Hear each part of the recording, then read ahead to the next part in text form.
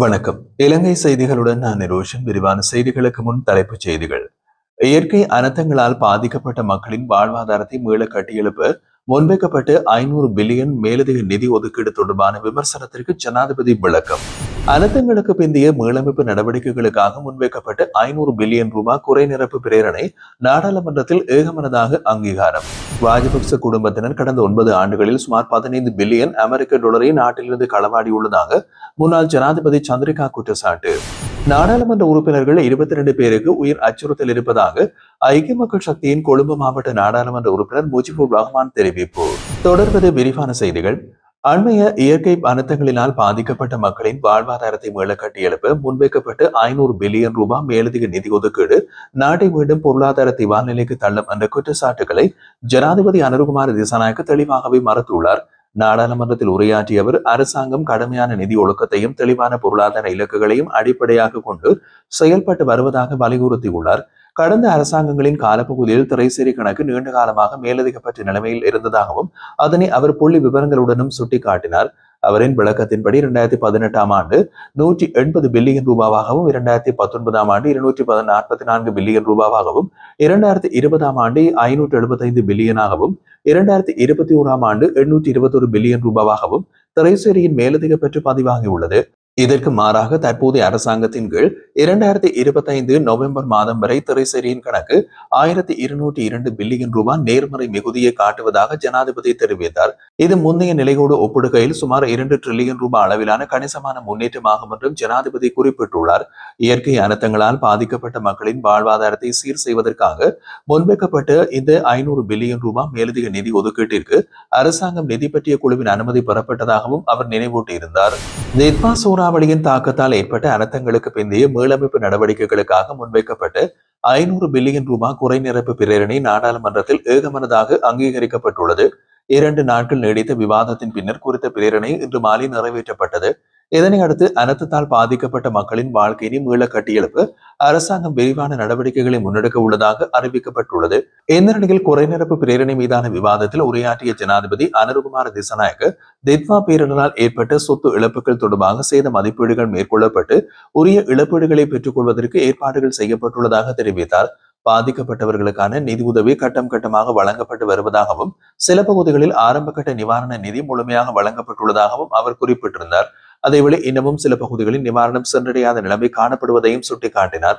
பாதிக்கப்பட்ட அனைத்து குடும்பங்களுக்கும் உரிய அடிப்படையில் தேவையான நிவாரண நிதி வழங்கப்படுவதை அரசாங்கம் உறுதி செய்யும் என்றும் மீளமைப்பு பணிகள் தொடர்ச்சியாக முன்னெடுக்கப்படும் என்றும் ஜனாதிபதி உறுதியளித்துள்ளார். அண்மைய அனர்த்தங்களின் போது உயிரிழந்தவர்களின் மரண சான்றிதழ்கள் கண்டி மாவட்டத்தில் வழங்கப்பட்ட விதம் கடும் கவலைக்குரியது என்று ஐக்கிய மக்கள் சக்தியின் நாடாளுமன்ற உறுப்பினர் ரோகண பண்டார நாடாளுமன்றத்தில் சுட்டிக்காட்டினார். சமூக வலைதளங்களில் பரவி வரும் காணொலியொன்றை மேற்கோள் காட்டி உரையாற்றிய அவர் உயிரிழந்தவர்களின் பெயர்கள் பட்டமளிப்பு அல்லது விருது வழங்கும் விழாவை போன்று ஒவ்வொருவராக அழைக்கப்பட்டு குடும்பத்தாருக்கு மரண சான்றிதழ்கள் வழங்கப்பட்டுள்ளது. அந்த நிகழ்வின் போது புகைப்படங்கள் எடுக்கப்பட்டதோடு சில தருணங்களில் அங்கிருந்தவர்கள் கைதட்டியதாகவும் அவர் கடும் அதிருப்தி வெளியிட்டுள்ளார். துயரத்தில் உள்ள குடும்பங்களுக்கு வழங்கப்பட்ட இந்த சான்றிதழ்களை பொது நிகழ்வாக ஆடம்பரமாக வழங்க வேண்டிய அவசியம் என்ன என்றும் அவர் கேள்வி எழுப்பினார். மிகவும் உணர்ச்சி வசமான இவ்வாறான சந்தர்ப்பங்களில் அதிகாரிகள் மனிதாபிமானத்தோடும் உணர்வோடும் செயல்பட வேண்டியிருந்த நிலையில் அதனை புறக்கணித்துள்ளதாக ரோகண பண்டார நாடாளுமன்றத்தில் விமர்சனம் முன்வைத்தார். ராஜபக்ச குடும்பத்தினர் கடந்த 9 ஆண்டுகளில் சுமார் 15 பில்லியன் அமெரிக்க டாலரை நாட்டிலிருந்து களவாடி உள்ளதாக முன்னாள் ஜனாதிபதி சந்திரிகா பண்டாநாயக்க குமாரதுங்க குற்றம் சாட்டியுள்ளார். இணைய ஊடகம் ஒன்றுக்கு அவர் வழங்கிய நேர்காணல் ஒன்றின் போது இதனை தெரிவித்துள்ளதோடு 2006 ஆண்டு முதல் 2014 ஆண்டு இறுதி வரை ஒரே குடும்பத்தை சேர்ந்த 4 சகோதரர்கள், 4 மகன்கள், ஒரு மச்சான் உள்ளிட்டோர் பாரிய அபிவிருத்தி திட்டங்களின் ஊடாக கோடிக்கணக்கான ரூபாய் கையூட்டை பெற்றுள்ளதாக கூறியுள்ளார். இதன் விளைவாகவே நாடு பொருளாதார ரீதியில் வங்குரோத்து நிலைக்கு தள்ளப்பட்டதாகவும் அவர் சுட்டிக்காட்டியிருந்தார். தாம் பதவியிலிருந்து விலகுவதற்கு முன் நாட்டின் அபிவிருத்தியை நோக்கமாக கொண்டு 6 முக்கிய அபிவிருத்தி திட்டங்களை ஆரம்பித்ததாக குறிப்பிட்ட சந்திரிகா அதில் அதிவேக நெடுஞ்சாலை திட்டங்கள் முக்கியமானவை என்றும் தெரிவித்தார். அந்த திட்டங்களுக்கு ஐரோப்பிய நாடுகள் கடன் வழங்க தயாராக இருந்ததோடு அந்த காலத்தில் வெளிநாட்டு கடன்கள் சுமார் 1% வட்டி இல்லாமல் பெற்றுக் கொள்ளப்பட்டதாகவும் நினைவூட்டினார். ஆனால் ராஜபக்ச ஆட்சி காலத்தில் 6 முதல் 9% வரை அதிக வட்டியில் கடன்கள் பெறப்பட்டதாகவும் அவற்றின் ஒரு பகுதி தனிப்பட்ட கணக்குகளுக்கு சென்றதாக தகவல்கள் இருப்பதாகவும் அவர் கூறியுள்ளார். எந்த அரசியல் தலைவரும் இவ்வாறான அதிக வட்டியில் கடன் பெற மாட்டார்கள் என்றும் அவர் விமர்சித்தார். மேலும் தாம் பதவியில் இருக்கும் போது சீனாவின் நிதி உத்தியுடன் 6 முக்கிய அபிவிருத்தி திட்டங்களோடு கடன் ஒப்புதல் பெற்றிருந்ததாகவும் நொரைச்சோலை அணுமின் நிலையத்தின் பணிகளை தாம் ஆரம்பித்ததாகவும் அவர் குறிப்பிட்டார். அதன் பின்னர் ஆட்சிக்கு வந்த மஹிந்த ராஜபக்ச அந்த திட்டங்கள் தொடர்பாக சீன நிறுவனத்தை அழைத்து திட்டத்திற்கான செலவின் பாதியை தனக்கு தர வேண்டும் என்று கூறியதாகவும் அதனை வழங்க முடியாது என்று கூறிய போது அந்த நிறுவனங்களை வெளியேறுமாறு தெரிவித்ததாகவும் சந்திரிகா குமாரதுங்க குற்றம் சாட்டியுள்ளார். இதன் காரணமாக நாட்டுக்கு கொண்டு வரப்பட்ட சிறந்த ஒப்பந்ததாரர்கள் அனைவரும் வெளியேறியதாகவும் அது நாட்டின் அபிவிருத்திக்கு பெரும் பாதிப்பை ஏற்படுத்தியதாகவும் அவர் தெரிவித்துள்ளார். நாடாளுமன்ற உறுப்பினர்கள் 22 பேருக்கு உயர் அச்சுறுத்தல் இருப்பதாக ஐக்கிய மக்கள் சக்தியின் கொழும்பு மாவட்ட நாடாளுமன்ற உறுப்பினர் முஜிபுர் ரஹ்மான் தெரிவித்துள்ளார். இது தொடர்பாக தகவல்கள் வெளிவந்ததை அடுத்து குறித்த நாடாளுமன்ற உறுப்பினர்களின் பெயர்களை உடனடியாக நாட்டிற்கு அறிவிக்குமாறு சபாநாயகர் ஜெகத் விக்ரமரத்ன கோரிக்கை விடுத்ததாகவும் அவர் கூறினார். இந்த விவகாரம் குறித்து எதிர்க்கட்சி நாடாளுமன்ற உறுப்பினர்கள் குழு சபாநாயகரை சந்தித்து உத்தியோகபூர்வமாக அறிவித்துள்ளதாகவும் குறிப்பிட்டுள்ளார்.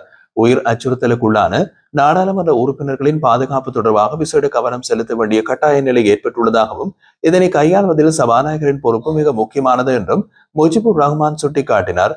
தமக்கு கிடைத்த அச்சுறுத்தல்கள் குறித்து போலீசில் முறைப்பாடு செய்திருந்த போதிலும் இதுவரை போதுமான பாதுகாப்பு வழங்கப்படவில்லை என்றும் அவர் குற்றம் சாட்டியிருந்தார். மேலும் முன்னதாக போலீஸ் மா அதிபர் கட்சி தலைவர்களை சந்தித்த போதும் நாடாளுமன்ற உறுப்பினர்களின் பாதுகாப்பு தொடர்பில் நடைபெற்ற கலந்துரையாடலின் போதும் இந்த 22 எம்பிக்கள் குறித்து எடுத்துரைக்கப்பட்டதாகவும் அவர் கூறியுள்ளார். இத்தகைய உயிர் அச்சுறுத்தல்கள் நாட்டின் ஜனநாயகத்திற்கும் சட்டத்தின் ஆட்சிக்கும் பெரும் சவாலாக மாறியுள்ளதாக குறிப்பிட்ட அவர் மக்கள் பிரதிநிதிகளின் பாதுகாப்பை உறுதி செய்ய அரசாங்கம் பாதுகாப்பு நடவடிக்கைகளை உடனடியாக எடுக்க வேண்டும் என்றும் வலியுறுத்தியுள்ளார். மேலும் அச்சுறுத்தல்களுக்குள்ளான நாடாளுமன்ற உறுப்பினர்களின் பெயர்களை வெளிப்படையாக அறிவித்து அவர்களுக்கு தேவையான பாதுகாப்பை வழங்குவது அரசாங்கத்தின் கட்டாய பொறுப்பு என்றும் அவர் கூறினார். திருகோணமலை மாவட்டத்தில் கடந்த 3 நாட்களாக நிலவி வரும் கடும் கடல் கொந்தளிப்பு காரணமாக மீனவர்களின் அன்றாட வாழ்வாதாரம் கடுமையாக பாதிக்கப்பட்டுள்ளது. தொடர்ச்சியாக மழை, மகாவலி கங்கை பெருக்கெடுப்பு மற்றும் சீரற்ற காலநிலை காரணமாக கடந்த 1 மாதத்திற்கு மேலாக மீனவர்கள் கடலுக்கு செல்ல முடியாத நிலைமையில் உள்ளார்கள். இதனால் மீனவர்கள் அதிதீவிரமான பொருளாதார நெருக்கடியை எதிர்கொண்டு வருவதாக தெரிவிக்கப்படுகின்றது. திருகோணமலை மாவட்டத்தின் பல கடலோர பகுதிகளில் கடல் மிகுந்த கொந்தளிப்போடு காணப்படுவதால் கடல் நீர் கரையோர பகுதிகளுக்கு ஊடுருவும் அபாயம் அதிகரித்துள்ளது. இதன் காரணமாக கரையில் நிறுத்தி வைக்கப்பட்டிருந்த மீன்பிடி படகுகள் மற்றும் வலைகளை பாதுகாப்பதில் மீனவர்களும் கடும் சிரமங்களை சந்தித்து வருகின்றார்கள். தமது வாழ்வாதாரமாகிய படகுகள் மற்றும் மீன்பிடி உபகரணங்கள் சேதமடையாமல் இருக்க மீனவர்கள் ஒன்றிணைந்து அவற்றை கடற்கரையிலிருந்து பாதுகாப்பான இடங்களுக்கு மாற்றி வருகின்றனர். சில பகுதிகளில் படகுகள் வீதியோரங்களுக்கு கொண்டு செல்லப்பட்டுள்ளதாகவும் தெரிவிக்கப்படுகிறது. நிலவும் சீரற்ற காலநிலை தொடர்புதான் தங்களுடைய உடைமைகளை எங்கு பாதுகாப்பது என்ற குழப்பத்தில் மீனவர்கள் உள்ளதாகவும் இதனால் அவர்களது கவலை மேலும் அதிகரித்துள்ளதாகவும் கூறப்படுகின்றது.